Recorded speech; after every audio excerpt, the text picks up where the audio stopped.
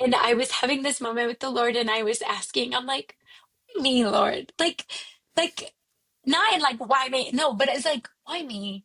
Like, why did you choose me? Like, why, am I so in like, why children's books? Like I never thought of it. I knew I was going to write a book. I thought it was Yeah. going to be like, a big book about my story and the Yeah. chapter, but I never thought a children's book. And this was his response to me. He's like, because I'm giving it back to you. Hmm. And I said, what? I'm giving you back your childhood. Come on. I'm giving you back the wonder, and I'm giving you back imagination because I restore things. Come on. I remember crying and I Hmm. just hugged the book, and I was like, me writing this book was me regaining my childhood, my imagination, my wonder. Yeah. And that is justice. Come on. That was God's justice for me. And so I can say, I am living in the justice of the Lord in my life.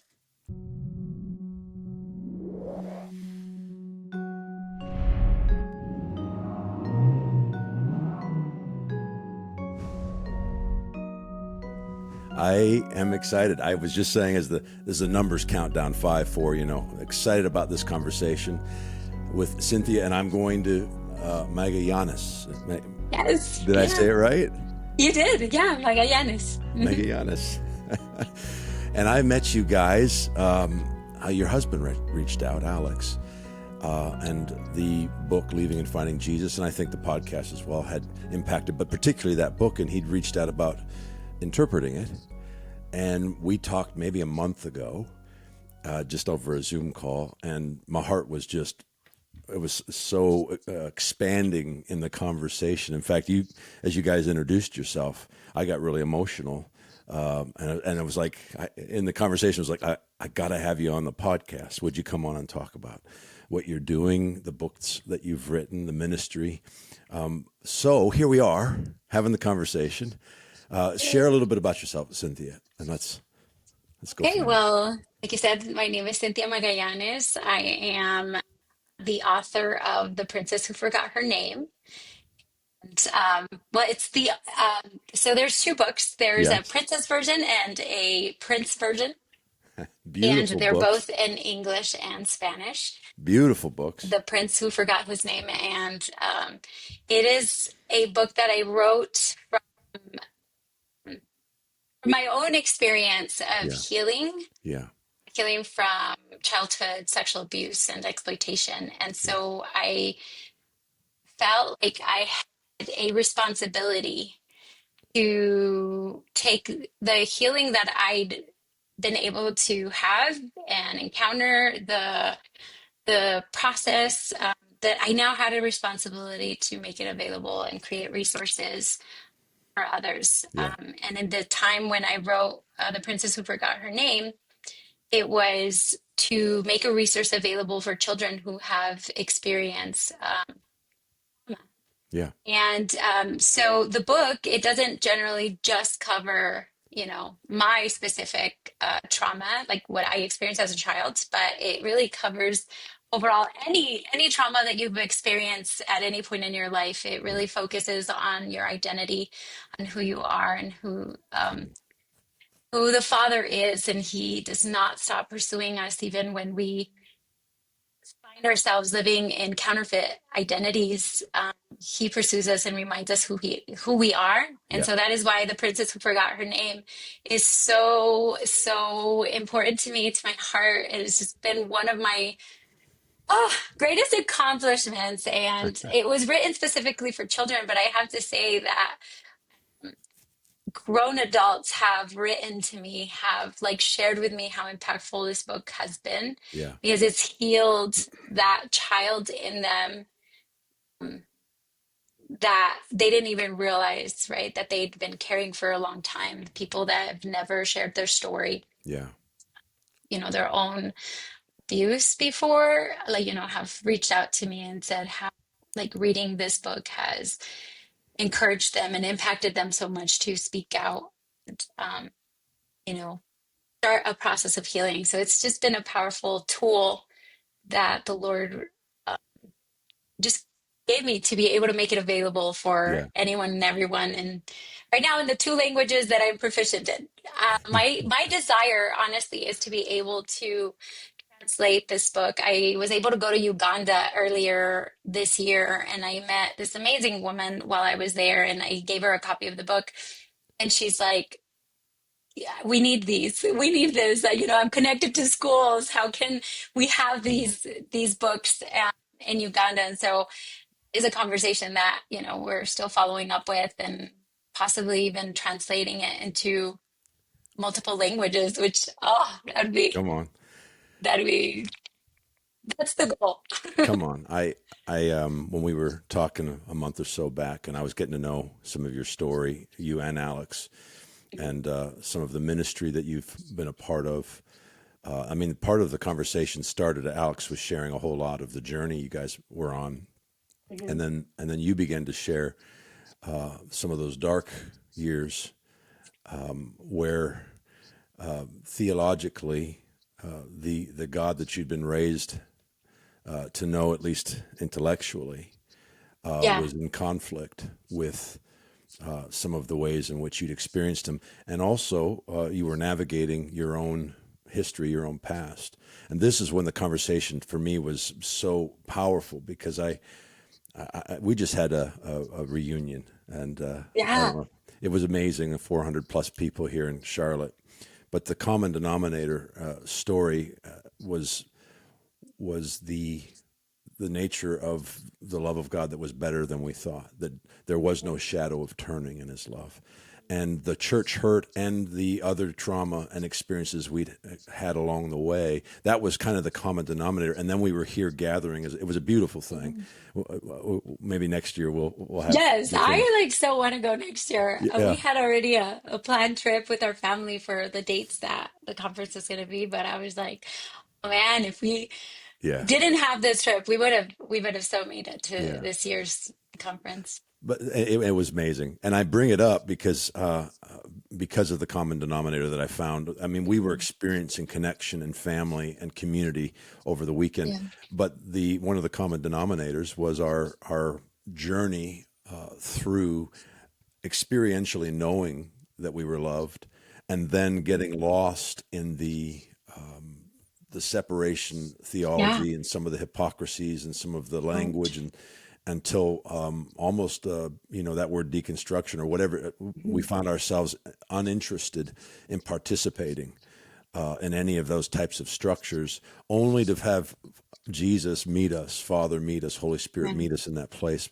And I know that some of that's your story, so maybe share, because this Yeah. book you told me was the healing journey out of some of that story. And then share a little bit. You have how many kids do you have?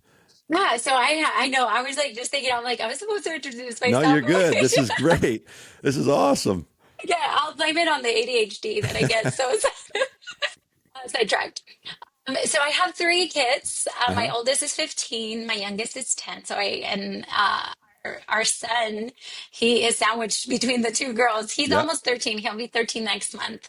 And so I have a 15, 13, and 10, Uh-huh. 15, 13, and 10. Yeah. Yeah. Yeah. 10-year old, and Alex and I have been married for 18 years this year, and so we're raising our beautiful family in Arizona. We Yes. reside in southern Arizona, and so we are in still in the heat of things while the rest of the country is experiencing fall right now. We're I'm wearing a still hoodie. in. I'm so excited. I'm wearing a hoodie today.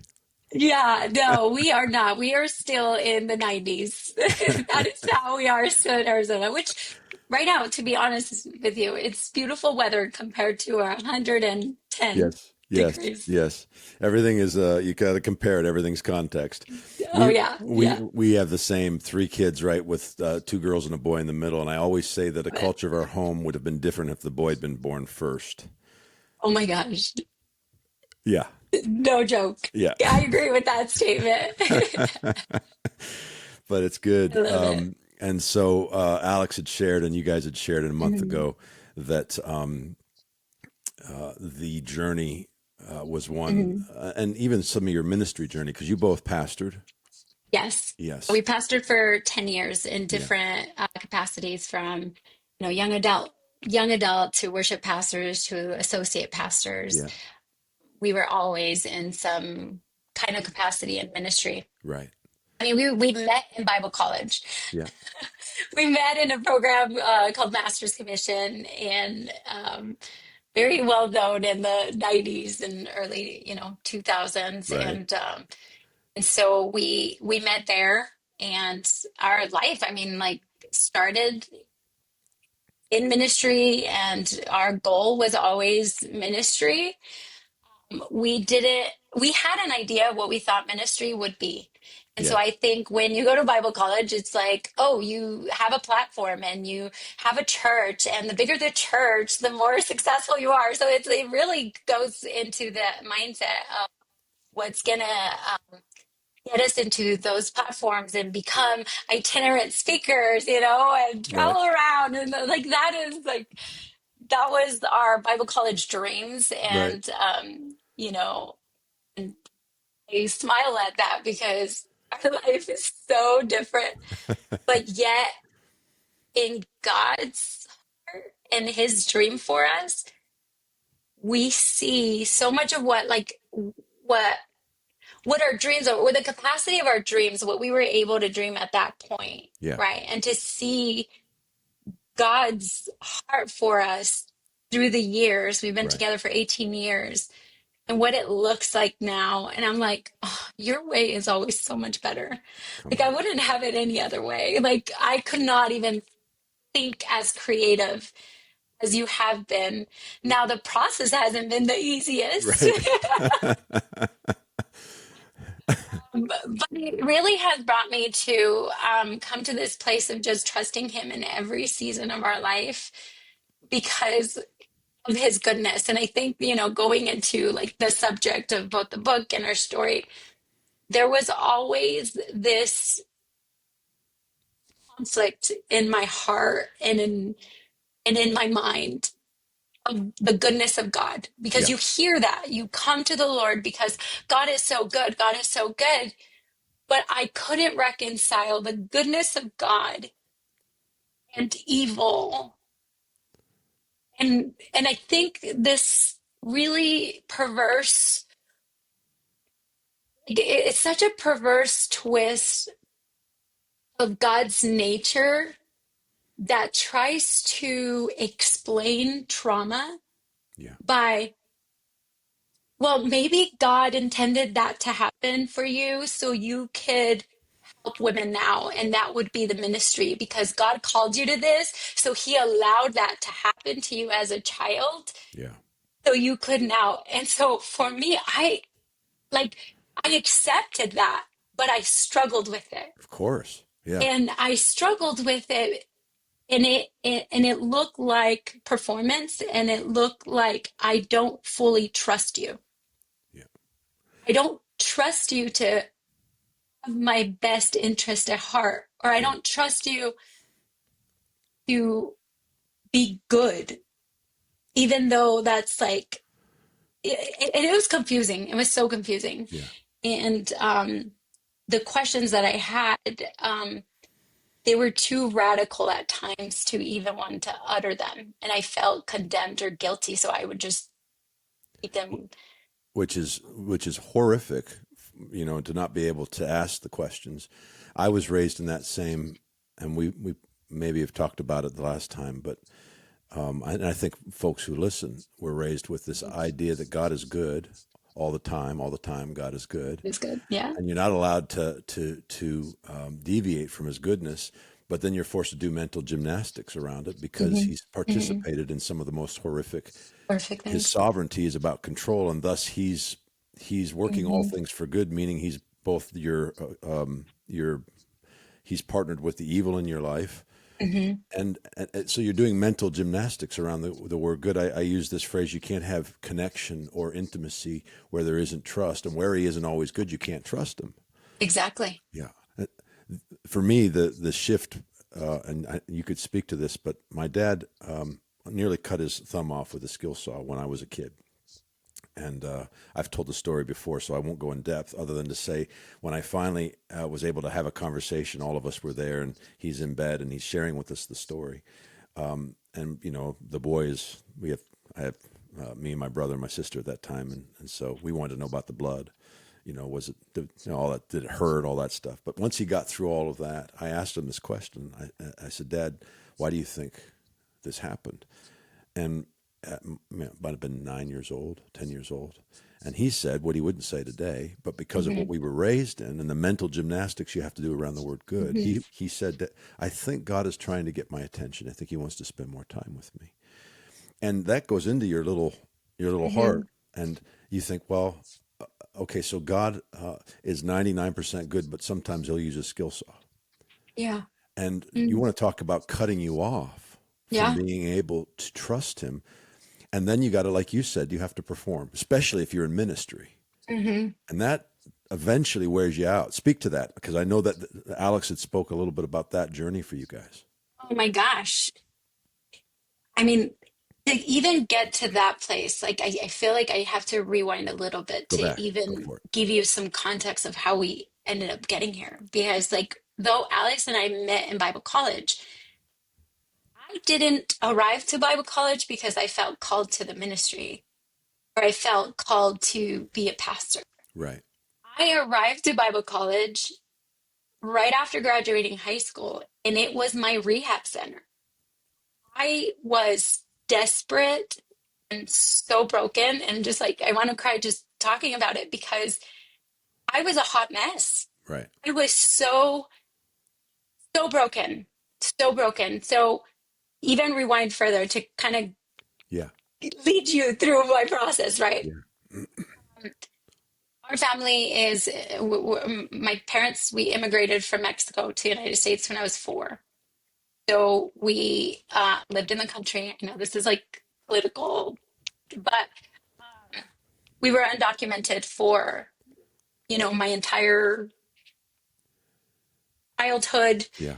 teenage, young adult stage of life. Okay. And it's important for you to understand the context of where the brokenness lies and how deep it was, because it Yeah. wasn't just this, right? At about 8 years old, we're now here in the States, we're making life, right? I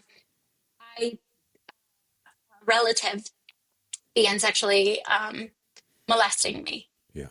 And so that happened for years where I experienced the sexual abuse. And so, because of the upbringing of fear being at the center of everything, Yeah. you're fearful to go to the police, you're fearful to go to the hospital, you're fearful because that's how you grow up. Like you're fearful. Yeah. You can't speak up. And so much of my voice was muted because of our status, and also because of the shame associated with what was happening. Yeah. I didn't understand what was happening. I so immediately, and this is something that, most survivors will relate to, you take on the shame.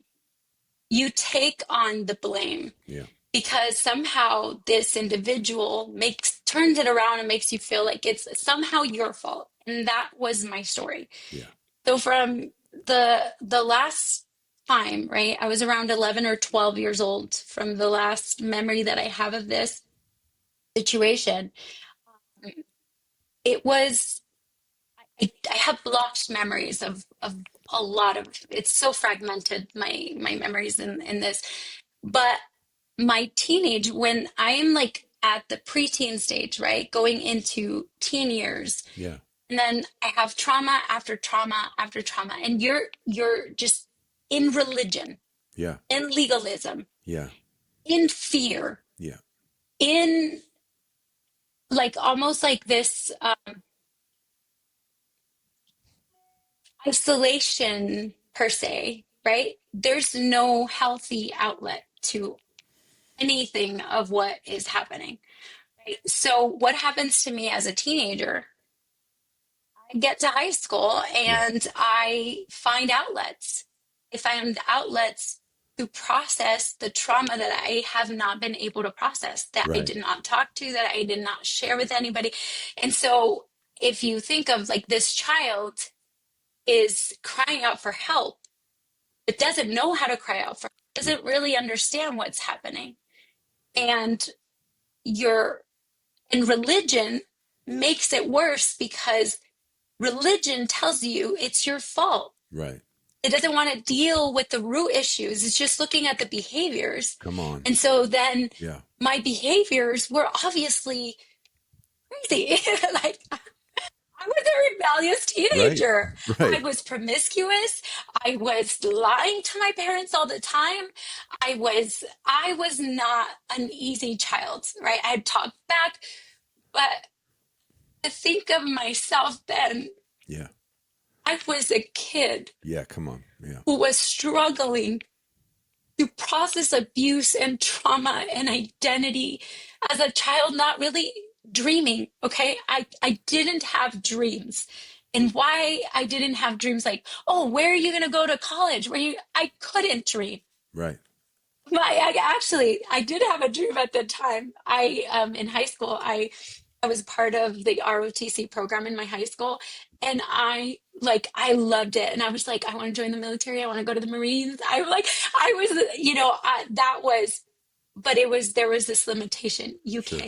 Yeah. You can't, you're You're undocumented. undocumented. You can't expose it. You can't. So Right. it was this limitation constant. And in the middle of all of that, you have God wants you to perform at a certain measure. And if you do not meet his expectations, you are going to hell. And so when you're constantly given these messages, or the purity culture, right?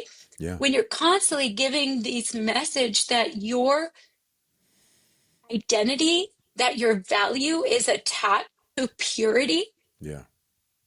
I had no value. I had no worth. Right. Right. I had like, what what am I what am I here for? Hmm. What am I worth? And so there is this process of just like really struggling to understand what God's purpose for my life was if it was filled with limitations. And it was like, what is there? And so I rebelled. And so by the time I graduate high school, I remember that my senior year of high school, and you see me, like most people that meet me and know me, I'm like, always Right. smiling, and I'm always like, very charismatic, very, you know, and I've always been like that. Yeah. But what people didn't know that behind that smile was this deep depression Yeah. and suicidal tendencies and suicidal, um, just ideology. Yeah. Like I remember, um, like I'd be driving in my car and I'd be like talking to God, right? After like I went to a youth camp or a youth convention or some kind of youth service and I got saved, and I would always get saved, but I would always get back to the same cycle. And Sure. I'd do the stuff, right? I didn't know that I was just processing my trauma and living out the triggers. I didn't know that. Can I ask you? Um, yeah, absolutely. Um, Sorry, I no, could no, no. talk. This is so good. I'm. My heart is burning as you're speaking. There's so many things that you're speaking to, and I want you to carry back on. But just in those moments along the way, what were there moments where you did experience the love of God, the closeness of God? Oh yeah. Yeah. Oh yeah. And it was those moments Yeah. with God that would lead me to get saved again, right? Right. And it was this euphoric moment of, I don't want to leave here, but then I have to go back to real life. Jeez. Yeah. And real life, it's like, it is so sad. I hate religion, and I hate it with my Come on. whole heart, right? Because it suffocates the life that was breathed into me in those encounters. Mm. It took this beautiful moment and this beautiful encounter with grace and suffocated the life Yeah. and bound me back to performance. And it was the performance that I just couldn't do. Yeah. I couldn't measure. Yeah. And I already felt like I'm not enough. I'm not American enough. I'm not Mexican enough. I'm not enough. Wow. That is the message that I received in my life. Yeah. I'm not enough. I'm not worthy. I'm damaged goods. Yeah. That was my 18, graduated high school, was my sense of self. Yeah. And it was survival. Hmm. And you got to survive however you can survive, whatever way you can survive. Yeah. And I feel like by the time I was 18, I lived so many lives. It felt like I was already like 40, right? I felt like I've lived so many lives and I don't want to live anymore. Right. And I remember telling God, like, I remember one time, like, I was at some kind of like youth convention or something, and I had this beautiful moment. And then I get back and I go back to the cycle of stuff that I was doing. And I felt so much shame. I felt so much shame. I'm like, God, I just can't do this. I just can't do this. And I remember telling God, you know what, God, I'm done. That that time was the last time that I got up because I'm not getting back up. Like, this is hard. You're Yeah. impossible to please. So Mm. I'm not gonna try anymore. Right. Like, Right. I'm not trying anymore. And so I grew up with the Left Behind movie, Uh, and so I remember there was some kind of stupid teaching at some point in youth that said, like, the only last chance, like if the rapture happens, you were like stuck in the tribulation, if you don't get the mark of the beast and you get your head cut off, like if you like that might give you a chance to still make it to heaven. good Like, Lord. you don't take the mark of the beast and they cut your head off. You're a teenager, okay? Oh gosh. And I remember thinking, I think I could do that. Oh Lord. Because it's the one thing, like, as long as I don't get the mark, like, that's it. That's the Right. one thing. I'll let them cut my head off. Right. Oh my goodness. Oh my gosh. It makes me laugh at Yeah. the Yeah. absurdity of this, It right? is But absurd, but this heartbreaking teenager so. thinks it will be easier for me to attain that Right. than to obtain righteousness Right. and good standing with Oh. God. Oh. And so I remember telling God, like, I can't do this anymore. I'm giving up. I don't, and I remember that was a season of the pit. Right. It was such a dark season. And I was like, my only prayer to God, I think my entire senior year was, if you really love me, Hmm. like people say you love us, Yeah. you would kill me. Hmm. Like, you would let, like, and I would just like be driving and I could just imagine like flying, like my car just going straight off the freeway highway, get off Yeah. the freeway. I would imagine my car rolling over and me dying. Hmm. And so I wanted to commit suicide multiple times. When I was 14, my uncle committed suicide and I was very close to him and I saw him.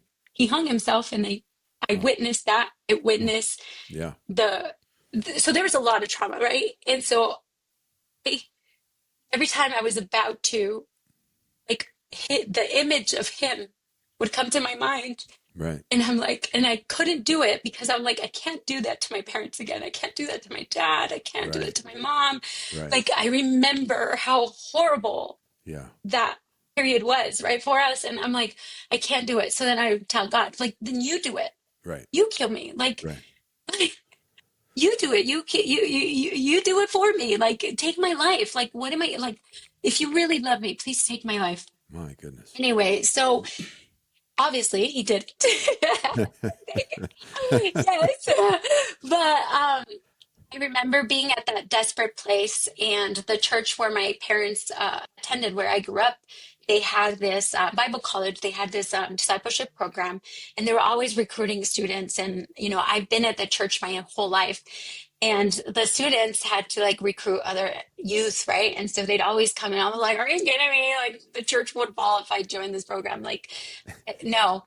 But there was this moment where I feel like I need to get out of this cycle that I've been in, right? And just get into a bubble where that's all I think of, that's all I do. And well, I disagree with a lot of the theological things that I learned, but it became that bubble Yeah. that I needed Yeah. to get me out of the mess Yeah. and began to encounter the Lord again. And Yeah. so I remember my first year of master's commission. That's why I said I didn't join Bible college because I felt called to Sure. ministry. I Yeah. was desperate for change. It was Yeah. my rehab center. Yes. I was a hot mess. And that's where I met Alex. So we both came in the same year. We're in the same generation. We became bestest of friends Yeah. in the program. Yeah. But he's like, you were so obnoxious and you were so sassy and you talked back to everybody and you gave everybody attitude and and it's so funny. We laugh about it now, but that was my kind of, well, come to Jesus. While I was there, I had so many encounters with God. Oh, let me just tell you this on Yeah. this, like, because this was what led me to join the program to begin with. Right. So at the time, I had a good job. You would say it wasn't a stereotypical undocumented worker job. And so I'm like, I got to keep this job. It's good pay. It's a good job. You want to secure this, right? And so Yeah. I'd already graduated high school, and so they kept telling me, and I was tempted, like, but if I go to the program, I have to quit my job. Right. And if I quit my job, I don't know when I would be able to get like a job like this again. And so I remember having like these like conversations with the Lord, but it's just like, oh God, like I don't know, give me a sign. Should I do it? Like, what do I do? And so I was eating for lunch. There was this Asian restaurant, and there's the fortune cookies. I'm like, when the Lord wants to speak to you, He will use a fortune cookie if that's what He has to do to speak to you. And I remember opening it and reading it, and it said, "You may lose the smaller things in life, but you will gain the greater ones." Right. And I remember looking at that, and it made total sense to me because what I was trying to hold on to was this job. And I felt like the Lord was saying, that's a small thing in your life. Yeah. But if you let go of that, you're going to gain the greater ones. Come on. I'm like, if you trust me, I'm going to lead you. Yeah. And so I remember looking at that, and I just cried, and I went back to work, and I told my supervisor, I'm giving you my 2-week notice. I'm going to go to college. I'm going to college out of town because I was so embarrassed that anybody would find out that I was going to Bible college. And it wasn't because I was embarrassed of Bible college. I was embarrassed that I would taint the Bible Right. college and people would be like, that is who you Right. accepted to your program, really? Right. And so I put my 2 weeks in and I joined this program. And I am telling you, when I joined this program, all hell broke loose. My parents got sick, lost jobs, cars all broke. Like financially, I had not saved for this program, so I didn't have money for. I mean, everything. God provided my tuition. God, Yeah. like it was all of these God notes and God winks and like love notes from the Father that it Yeah. just made me fall in love. Like Yeah. I Come was on. like falling in love Yeah. with God. It was becoming real, not Yeah. these stories that my parents would tell me about. It was God was becoming real to me, and He was speaking to me. Now, I think there was a lot of fog through, a lot of the performance, but I remember experiencing grace in a way that I had never experienced before, and I felt the love of God in a way Mm. that I'd never experienced before, and I'm like, oh my gosh, this is real. Yeah. You do love me. Like you saw me in the pit and you said, I'm going to get you out, baby. I'm going to get you out. And we're going to, you know, like this is not the end of you. This is not, it's only the beginning. And so I remember while I was there, I dedicated my life and I said, I want to serve you every day of my life. Like I love you Sure. so much. Come on. And I became the best servant Sure. I could be. Yeah. I would sacrifice anything I would do. And I in the hamster wheel of ministry, Yeah. performance. Yeah. And if I'm not doing ministry, there was a saying that they used to repeat all the time. If you don't live to serve, you don't serve to live. No sirves, and it's in Spanish, right? It's like, Right. if you don't Si no vives para servir, no sirves para vivir. It's like there's no point of your life if you don't serve. And so serving, servanthood Hmm. was the name of the game. Yeah. And I am very competitive, right? And so I'll be the best servant. If you pick up 10 chairs, I'll pick up 20 and I'll clean the bathrooms, Right. And so that kind of became the dynamic. Alex and I met there, and that was the dynamic. And Yeah. we graduate and we want to serve. We are going to Yeah. go into church. And so, in the process of all of that, I feel like the Lord is steering us Yeah. in, like, read this or listen to this podcast Yeah. or do that, and begin to change so much of what we had been taught. Sure. So I feel like this process has been like years in the making, Yeah. Yeah. but it's gone, in that process, a lot of healing has happened. I started a nonprofit in 2013. I was attached to our business at the time. I began to work with survivors of sex trafficking, Yeah. exploitation. Yeah. That became the passion of my heart, and I began mentoring and coaching survivors of sexual trauma. So the healing that had been happening in my life, I began to just release it, because again, ministry, Yeah. ministry, ministry, Yeah. Yeah. everything is Yeah. ministry. And Yeah. I know I'm like talking. If you have questions, please stop me. Hey guys, interrupting just for a second to thank you all for listening to the podcast. Grateful for the opportunity to continue to have these conversations and the community that's grown around this podcast. It blows my mind, the goodness of God in our lives, the connections and relationships made. The podcast is listener supported, and I'm so grateful for those who partner with us that way. You can do that at afamilystory.org. That's also where you can sign up for our mailing list and stay up with all things tacos related and the ministry of Family Story. We also have a Facebook group. Lots of incredible conversations and connections taking place there. I love, love, love what's happening. It can get spicy, but it's good. And finally, we have launched an online Rethinking God with Tacos community. It's subscriber-based. I love this because there's an opportunity for us to intentionally connect and go deeper together. That's where we work on book studies. We're currently working on one of mine, weekly, connecting on Zoom calls, having guests, folks like Bill Vanderbush, Jamie Engelhardt, Baxter Kruger, Randall Worley, on and on. So many friends that I've had on the podcast. I love what's taking place there. There's teaching constantly happening, and my book is available for free. The Rethinking God with Tacos book. If you sign up, the first month's free. We also provide scholarships if needed. All of this is available at afamilystory.org. Incredibly grateful for all the ways that we're connecting and discovering the measureless, always good love of God together. All right, I'm going to let you get back to the podcast. Well, I love the way that, I mean, my goodness, you're so articulate. I love this conversation. Well, hearing your story. I mean, I've written a few things down. Religion tells you it's your fault. I mean, my goodness. But I also love. I mean, that's true about all religions, including the Christian one. Oh yeah. And but I love the way that you're describing both.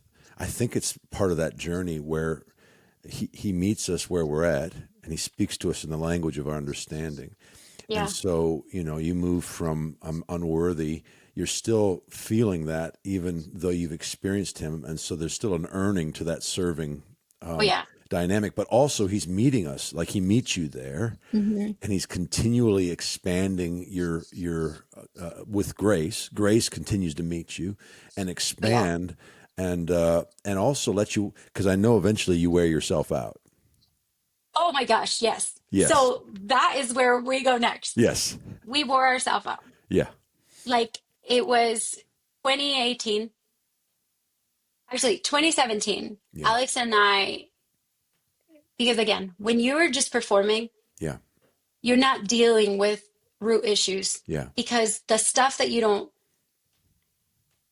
what you don't reveal, you're not going to heal. Like it really is not going to happen. And so I think so much of hiding some stuff that was happening both in our marriage and our personal life. And we separated in 2017 for a season. Okay. And we were in the middle of being pastors. We were associate pastors at the time. It was a lot. It was a lot of madness. That's a whole other podcast that we Yeah. will get to when we talk to Alex. But that led to me start hearing, I want to step down. Like I want to step down. Yeah. Like we've been doing this for a long time. I want to step down. And that led to my body. Like we obviously we were separated for a few months, and then we came back together, we reconciled, we were able, and then what do we want to do? Go in full force, do more, right? Because you feel like ministry is what's gonna fix Right. it. It's what saved you in the first place, to some And my extent. body Yeah. was like, girl. And at this time, I'm also leading, we have a business. I'm leading, um, an organization that is dealing with a lot of trauma, right? Yeah. And so I'm working with survivors of trafficking. I'm like, there's just a lot. And raising my family, a lot Yeah. happening. I began to have a lot of anxiety and panic attacks. I couldn't drive. I could not function. I was having panic attacks constantly. And so because of the debilitating panic attacks and how out of control I was feeling, this these thoughts of suicide started coming back in. They crept in because I was like, I can't do this. Yeah. I don't want to live like this. This is debilitating. This is exhausting. And it was 2018 and it was Mother's Day weekend and I was supposed to preach the Mother's Day message that following Sunday. And it's Friday night, I believe it was Friday night. I'm played with like massive panic attacks. And I remember Alex and the kids had left. They were out of the house. That day, I was just bombarded and being like, this is it. I'm gonna end it. Like, I'm done. I don't I don't want to live anymore. I'm I'm done. And I remember being so tormented in Yeah. that moment of all of these thoughts and how to do it and being in ministry and having others that are in ministry with you Yeah. and not being able to call Right. any of them Yeah. because you're afraid of the condemnation or the shame Yeah. that you carry.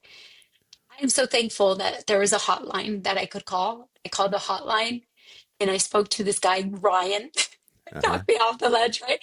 But God used Ryan to speak into that moment because I was so engulfed with the shame Yeah. that I couldn't call other people. I couldn't call friends. I couldn't call, like, Right. it was just because if I do, then I'm weak and I'm no longer this leader that I Right. should live up to. Right. After that experience, it was so scary. I sought professional help, and Alex and I were like, we need to start.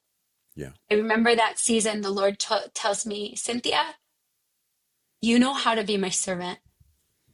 You are a great servant, but Yeah. you don't know how to be my daughter. Come on.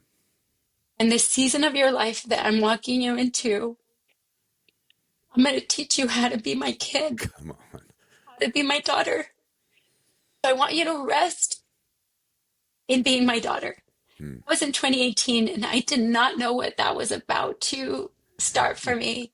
Because when you remove all the titles, when you remove all the medals, when you Right. remove all the doing, all the Yeah. performance, and everything is gone, and you're shred from it, and you're not physically, mentally, spiritually able to do all the things that you had been able to juggle before, you think you're worthless again. Right. Right. Because remember how I said in the beginning, my worthlessness was,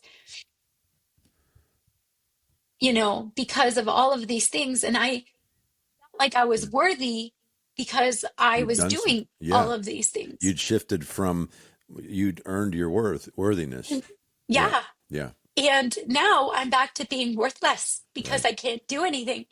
And grace came in at that moment in such a beautiful way. And the people that God surrounded us at that time, the church where we went into, following or stepping down. We didn't stay at the same church because I felt like we did. A dear friend of mine said, it makes sense, Cynthia, because it's hard. And she said, it's hard to feast at the table you're used to serving. Yeah. I'm like, dang, that's so powerful. And I was like, wow. And so we attended another church, and it was rest. Yeah. And I'm always going to be grateful for those pastors because they knew our background. It was hard for us to go to any new church because the moment they found out our background, oh my gosh, They wanted like, you to. oh, we need this and we need Yes. that, and you should Yeah. do this and you should Yeah. do that. Not once. That's Not once. beautiful. And they're like, you're going to rest, you're going to be loved. And we experienced the love of God in so many ways through that season that leads to 2020. Yeah. I'm having a lot of questions, theological questions. Yeah. Um, Learning how to be I a was daughter. learning how to be a daughter. Okay, so Yes. I'm not doing my nonprofit, which it was not as much. I had to actually shut it down in 2021, right? Yeah. It was like laying all of these things Yeah. down. Yeah. And I remember 2020 happens, everything shuts down. I am forced to now stay home with my kids. And that was a lesson. And let me tell you why I say forced, Yeah. right? Because I was terrified of being home with my kids, not because I didn't want to be with them. I was terrified that me being there would be worse for them. Hmm.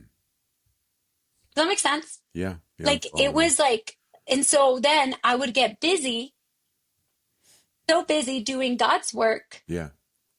because I was terrified Yeah. that if now I have to be present, I don't measure up Right. and I don't meet to the expectations, right? Right. And Yeah. so now I'm realizing I have to homeschool my kids now. Right. And I love because God gives you grace for every season. And that was such a beautiful season from going so busy. It was like the forced rest that I needed to have to learn to Right. be present, to learn to be a daughter. And how did I learn to be a daughter? It was through my kids. How present I could be there for them, how available I could be there for them. And then God would be able to say, see, Come on. that's how I speak to you. Yeah. That's how I see you. And I'd be like, what? And he's like, that's how proud of you I am. Yeah. And I began to hear like little things like that. And the Lord just began to speak to me so tenderly. Yeah. But then I would be like, but I'm not doing anything. Right? And it's Right. like, I'm teaching you to be my daughter. I'm teaching you like my goodness. And it was in 2021 where I was reading this book to the kids. And so remember I said I was abused as a child, so I Yeah. didn't get a normal childhood. Yeah.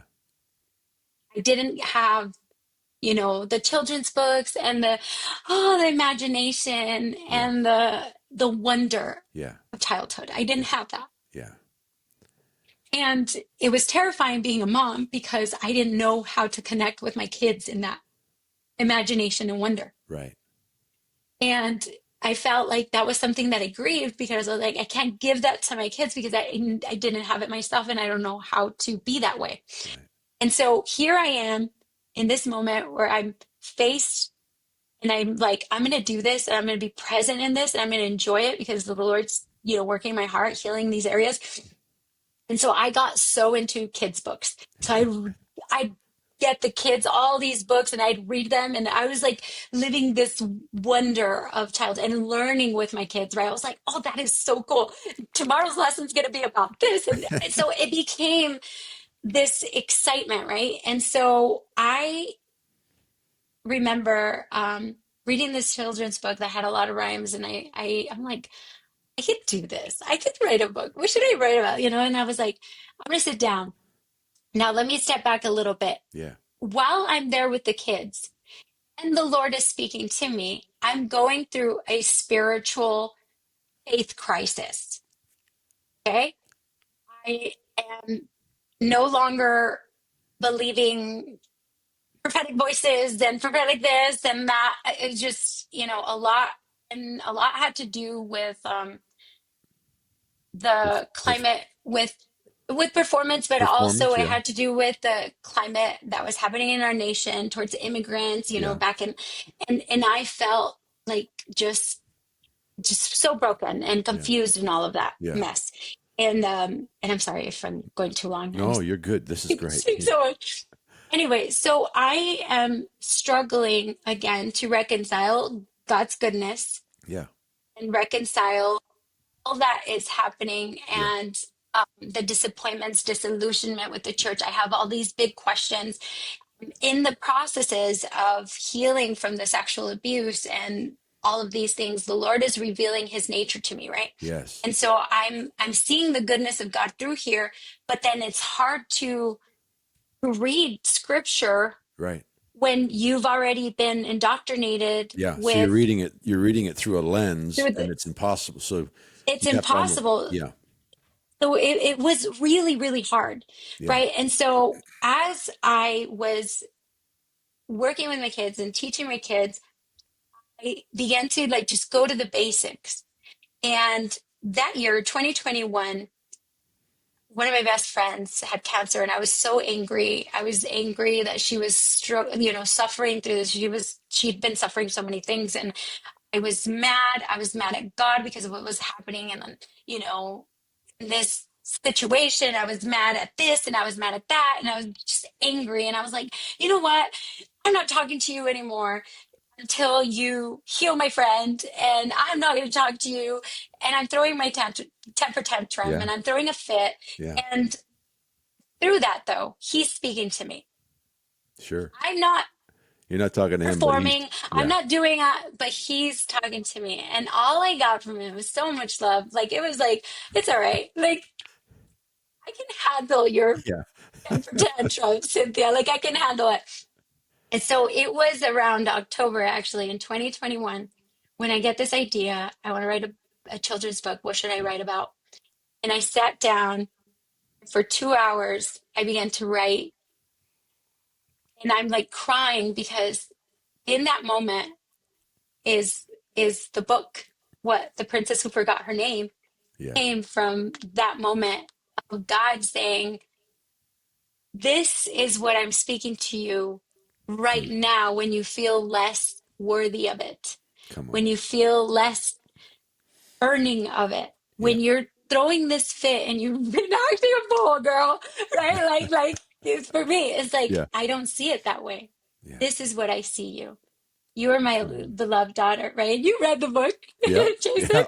Yeah. And so I just cried and cried. I brought it, upstairs to Alex, and he read it and he cried. He's like, wow, this is so beautiful. And I was like, I need to do this book. We Yeah. need to release this book. Found Yeah. the illustrator.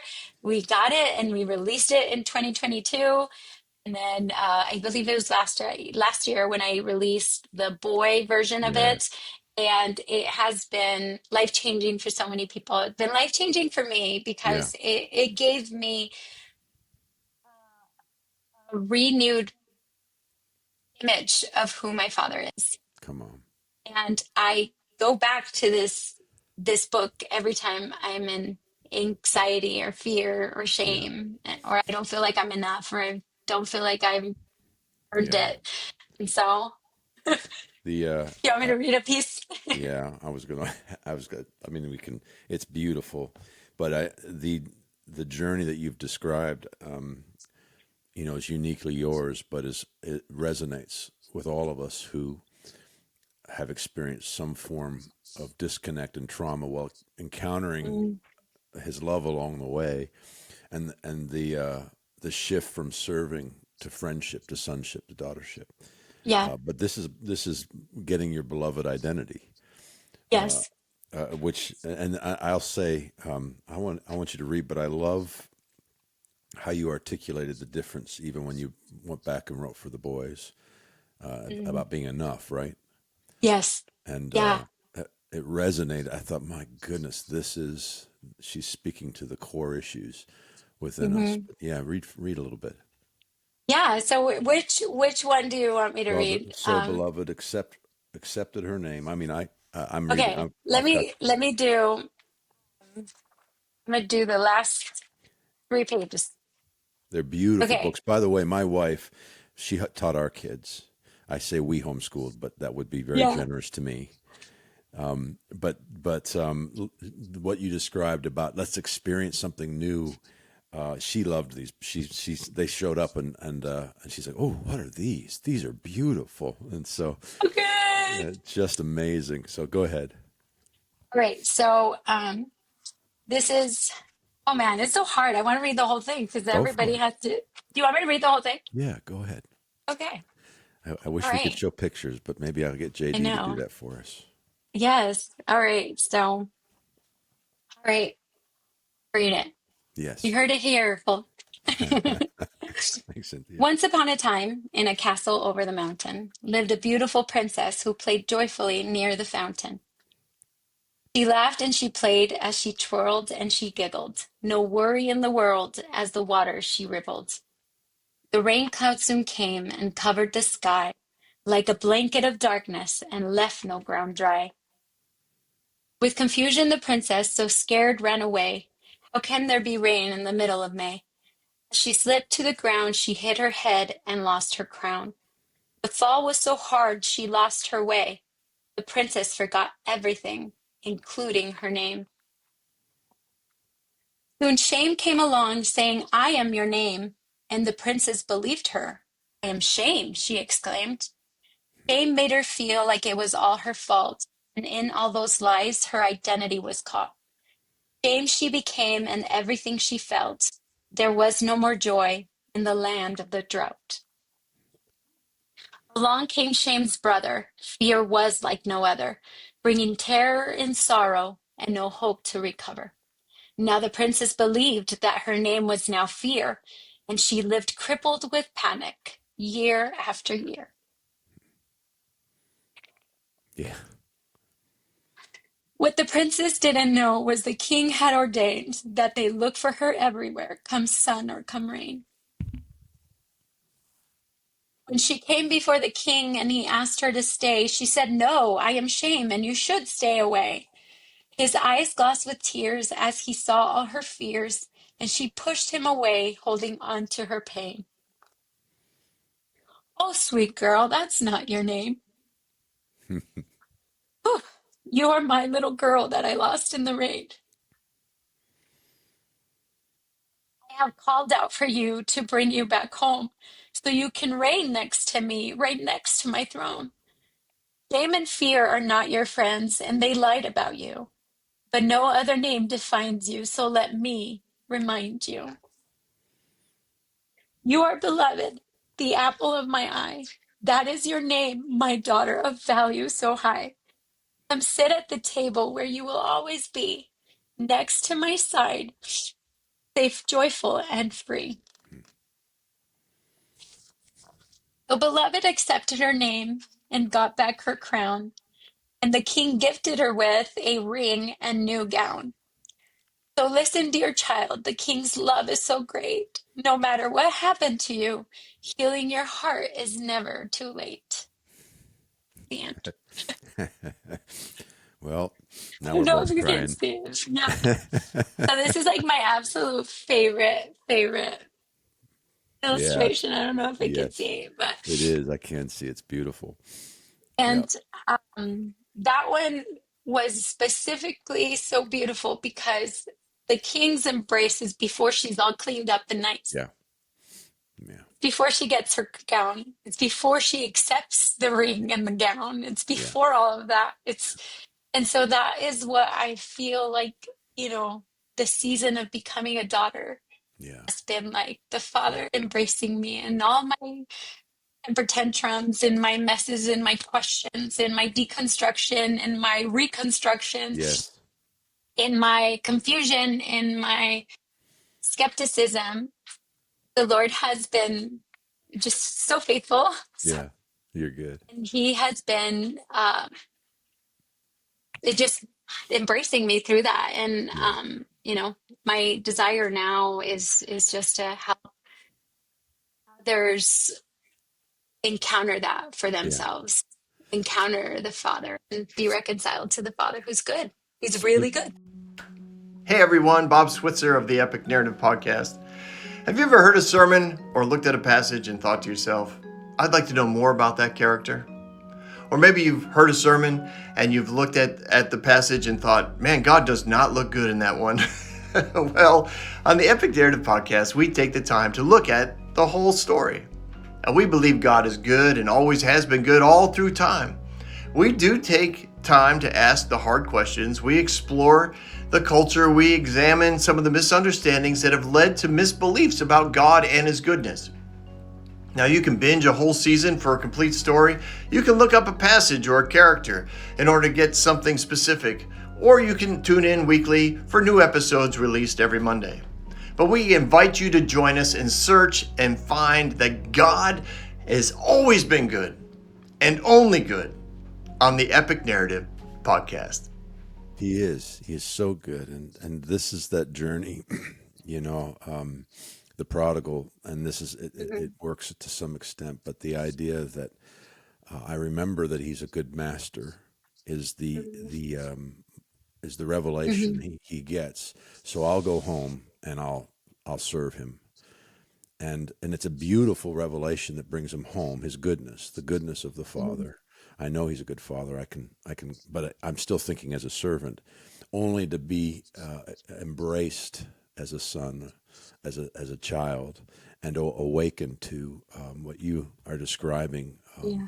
This friendship, this fellowship, this revelation of beloved identity. And I love this book, and I love the Prince. I know you went, man, because this was Okay. you mentioned when we were talking a month ago or a year, month and a half ago, that you realized that there were lots of books available for how to navigate after The trauma, prevention, the there was prevention. Yes, how to prevent it from happening, but yeah, nothing where it happens. yes. And so Hmm. that was what birthed that there was lots of books around prevention, but you wanted to provide some books that actually spoke to. I get emotional talking about it, but it's powerful. And now we're in this sweet season. You guys are in a sweet season of. I know that some of the journey, having talked to you both and Alex, that there was loneliness Hmm.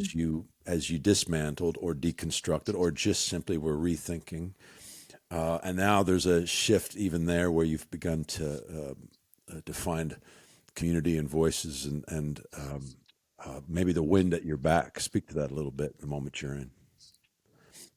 I think for for us, we actually we connected primarily through Dub, right? Dub Dub Alexander, yeah. Alexander. I We was like, at love the some point we got to give a Alexanders. shout We have out to friends. Dub. Yes. And so it was actually 2021 Yeah. where there was, I think it was a graduation and conference that was happening in Amarillo. And Alex was like, my friend invited me, and I was just like sitting there all, Uh-huh. I'm done with church. I'm done with all of this nonsense. I don't want to be here. Yeah. And anyway, it was through that conference that the Lord began to just like, kind of like the heartbeat of his heart began to synchronized to mine again. Like, Yes. like, like I feel like I was intentionally like I want nothing, but it was just like, this is home, Yes. and that led us to actually join School of Kingdom, Hmm. and that was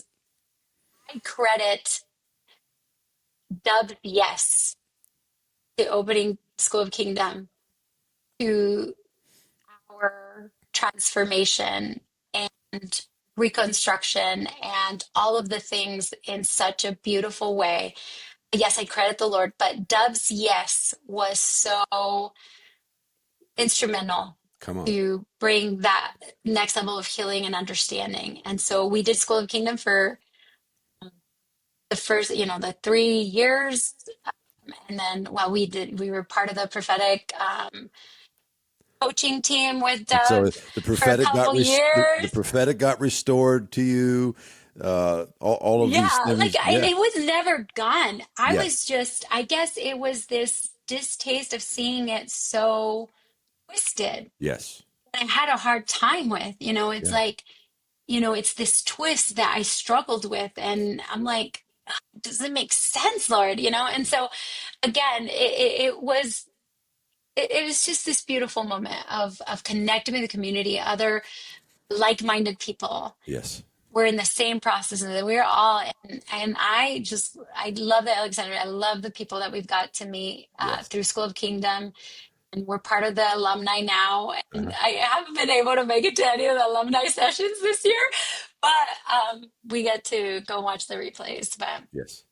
yes, so So shout that's out to the Alexanders and Doug, who's yes, become a dear friend, and yes, love them so so grateful much. for him and all of the folks that have been putting language, like you guys, that have been Mhm. putting language and pioneering his goodness. And Yeah, yeah, and not forget because of that, right? Coming from there and being introduced to you, to your podcast, to the group, the taco group, I've kind of yeah, been silently watcher, they're just like I I just every so and then I'll engage in comments and things like that, but it's just been so not just transformational, but it's just been life-giving yeah, to listen to the podcast, to be a part of the group, to see people's perspectives and processes and journeys. yeah. And it's just been amazing. And so I'm just It's good. like, all right, God, I trust you. Like it's come to this place of finally trusting the Lord, because it Yes. was like I couldn't trust him because how do you allow me Yeah. to be sexually abused like that? So I Yeah. could grow up and, Yeah. and in that process, the Lord showed me, hey, that wasn't me. Yeah. In fact, don't want to take so long, but the vision that I had when I asked the Lord, why? Yeah. Like, why didn't you stop him? Like, why didn't you stop him? Like, I want to know, why didn't you stop him? And, the answer was like, yeah, I did. I tried. I spoke to him. He has free will, right? Yeah. But I saw this image, I saw this vision as I was just in a time of prayer and a lot of healing happening in that moment, where I went to a memory, the last memory that I have of the Yeah. sexual abuse, and it was probably the worst one. And I was back in that room, and I was back in this place of terror and crying, wanting to be rescued.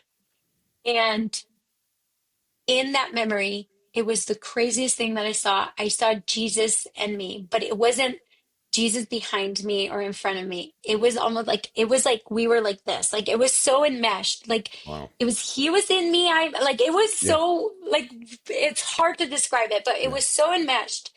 And as I was being abused, Yeah. Jesus was being abused, and he was just like embracing me. And I had this moment where he said, I will redeem you. I will redeem this, Cynthia. I will redeem this. But as I was being abused, he was being abused. And so that shifted Yeah. my perspective of you didn't leave me. Yeah. You weren't a spectator watching. Yeah.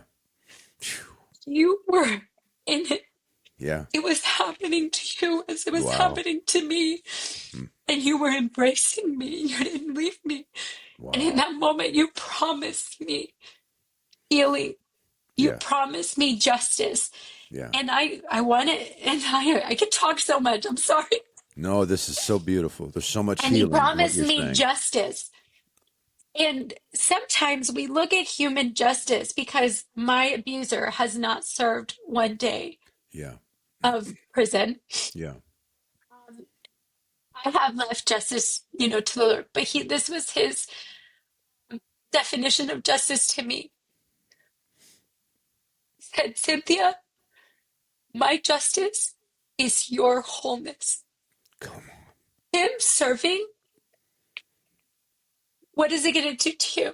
Mm. It doesn't heal you in any kind of way. Yeah.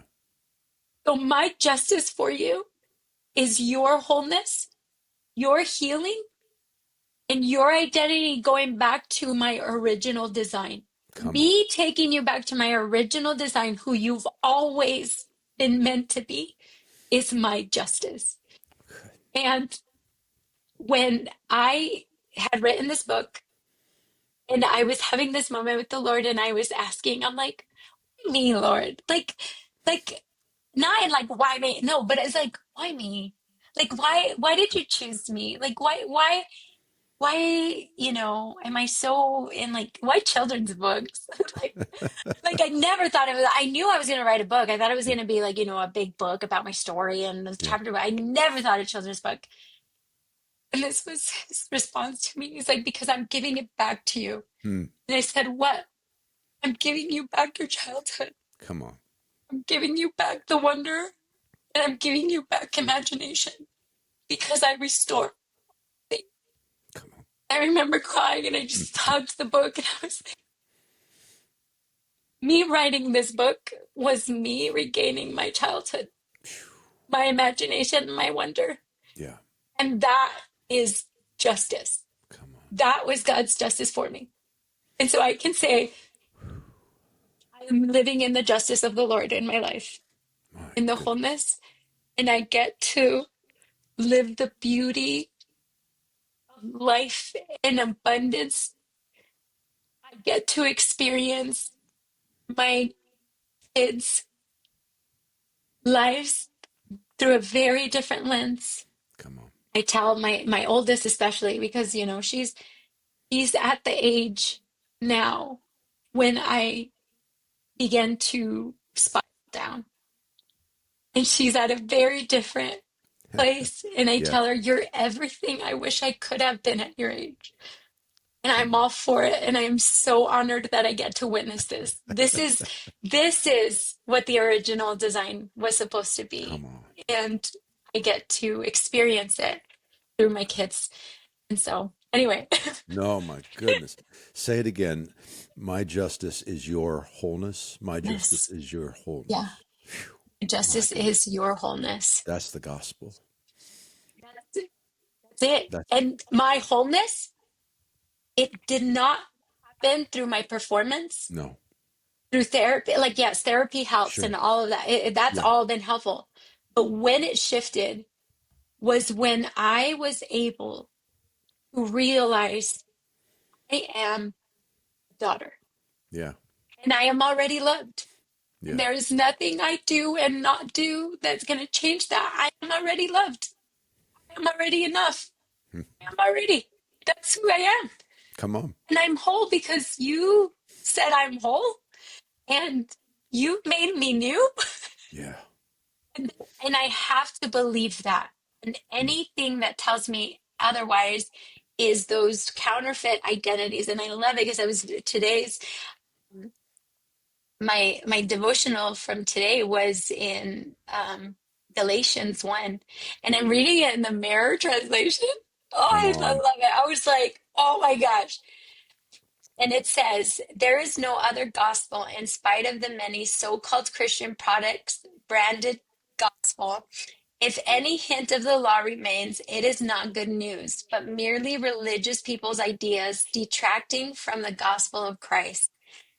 I and any of my team would stand equally disqualified, even if we claimed to have a celestial messenger visitation. If what we preach were to stray ever so slightly from the gospel of the finished work of Christ, let me be blatant and clear about this. Any gospel that does not emphasize the success of the cross is counterfeit and produces nothing but the curse. And I was like, yes, that's it. That's it. And it's through the Christ that I am. And that's the truth. So this is I haven't cried this much in a while, Cynthia. Oh, These are happy I haven't either. these are Oh my happy gosh. tears because Yes. you're preaching a gospel that is so beautifully pure. The most transformative, and I talk about it here often, moment in my life was a revelation of the Father, followed up by Him saying, "I don't get a say in how He sees me." Yeah. And He sees me through the finished work of the cross. And so I can either come into alignment with that 100% or continue to Yes. live insecure, desperate, afraid, all of the things that I had Yes. navigated. Yeah. And that's the gospel right there. the beautiful liberty of this thing that we're awakening to. This, And that is the gold. I like to me that has been the gold of anything that I have deconstructed and reconstructed come from. on, To know this is the simple gospel. If we just agree to this fact, yeah, everything else is pointless. Like that's it. we can argue and debate about all these theological things and doctrines and all. If we could just agree to this, Come on, that's it. come That's on, all we have to believe. Christ's work was enough and finished, and come we on, are made whole because of that. come on. That's Woo! it.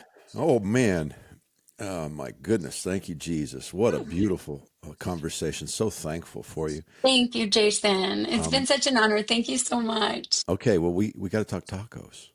I Oh my because gosh. that's I Yeah, mean that's that's right. part of this relational simplicity here that we're talking about. Okay.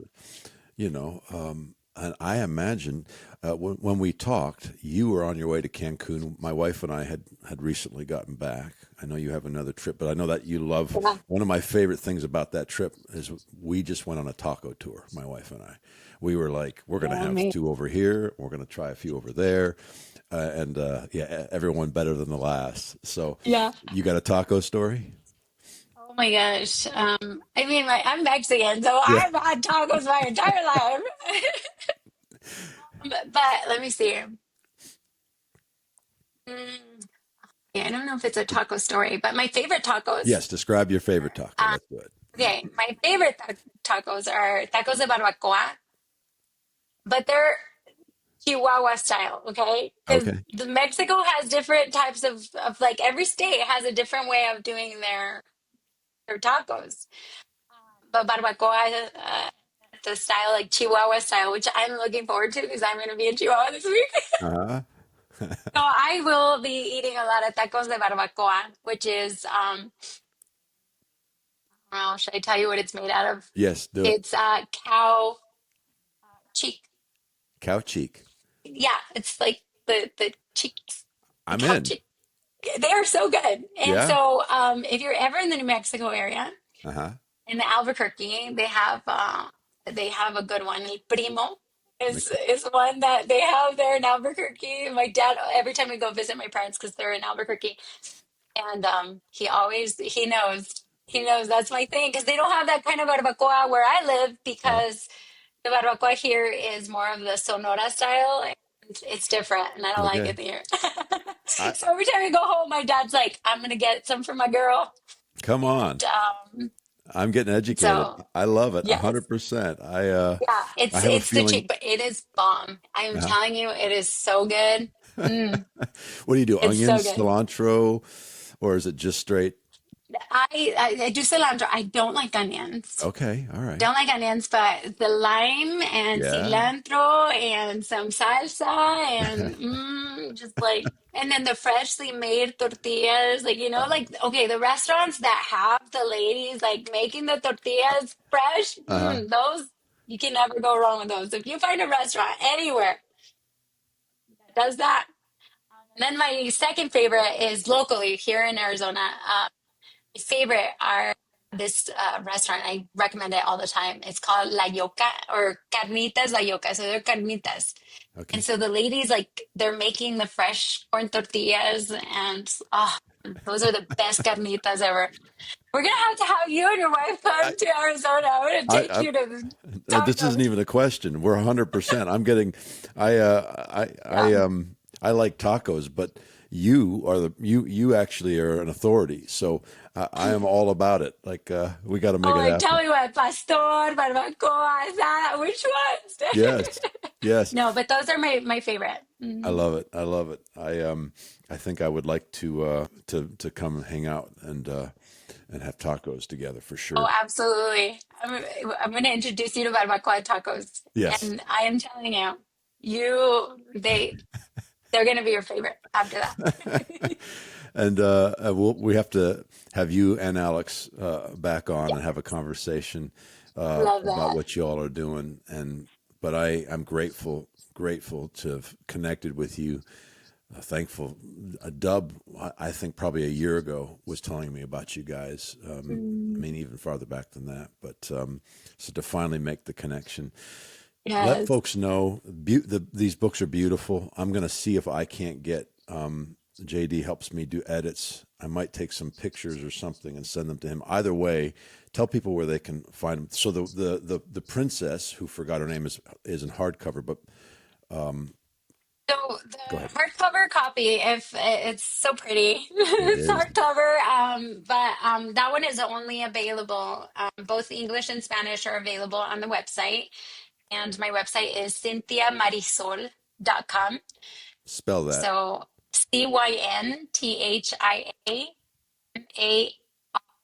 CYNTHIAMARISOL.com. And so you can find both of those if you want to connect with me. I do, breakthrough sessions, coaching sessions with survivors of sexual trauma, curriculum called Life Beyond Shame from surviving and thriving after sexual trauma. That I love to work with women who have recovered and are wanting to go from surviving to thriving. And Yeah. so the paperback for both of the books are available on Amazon. If you're like, I want to get it right now, Yes. you can get the paperback versions on Amazon for both English and Spanish. And yeah, The Prince Who Forgot His Name and The Princess Who Forgot Her Name. It's beautiful. I am so grateful for this conversation. I think there's a whole lot of folks who are going to experience healing just listening to it. And I think I'm thankful for our Heavenly Father and for the faithful journey that you navigated, you and your husband both. And I look forward to the day that we actually share tacos together. Oh my gosh, yes. Yes, I do too. I look forward to that. And again, it's been an honor, Jason. Thank you Yes. so much. Yes. Sorry, I went overtime because I No, chatterboxed. there's no overtime. There's no overtime, but I think this But I is going to be, appreciate it. yeah. Thanks so much, Cynthia.